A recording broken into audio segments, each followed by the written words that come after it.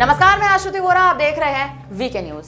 कांग्रेस सांसद धीरज साहू का मामला दिन पर दिन तेजी से सुर्खियां बटोर रहा है। 6 दिसंबर को इनकम टैक्स विभाग ने धीरज साहू से जुड़े कई ठिकानों पर छापेमारी की और इस छापेमारी में करीब 176 कैश के बैग बरामद किए गए। 40 नोट गिनने वाली मशीन करीब 5 दिनों तक रेड से बरामद हुए इस कैश को लगातार गिनती रही।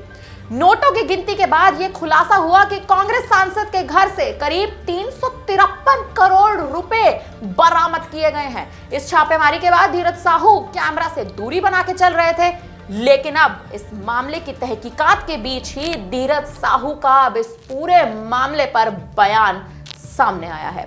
इस मामले में उन्होंने पूरी जानकारी दी और बताया कि आखिर ये पैसा किसका है, कहां से आया और इस काले धन का उनके पास से बरामद होने का आखिर क्या मतलब है।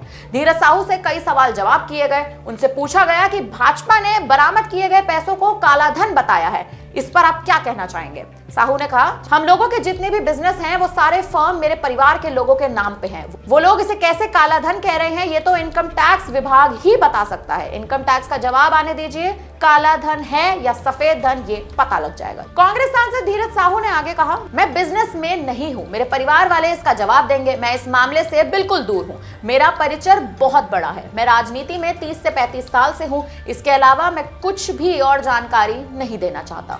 धीरज साहू से यह भी पूछा गया कि क्या इस छापेमारी का संबंध कांग्रेस पार्टी से है। इस पर उन्होंने जवाब देते हुए कहा, यह इनकम टैक्स का छापा है। लोग इसे किस तरह से देख रहे हैं इसके बारे में हमको नहीं पता। मैं किसी भी पार्टी के ऊपर आरोप नहीं लगा सकता, लेकिन मैं इतना कह रहा हूं, ये पैसा कांग्रेस पार्टी या किसी और दल का नहीं है और ये मैं दावे के साथ कह रहा हूं। बता दें कि इनकम टैक्स विभाग ने सांसद धीरज साहू से जुड़े उनके ठिकानों पर छापेमारी की थी। यह रेड 3 राज्यों में मारी गई थी। इस रेड के बाद कुल 353 करोड़ रुपए बरामद किए गए हैं।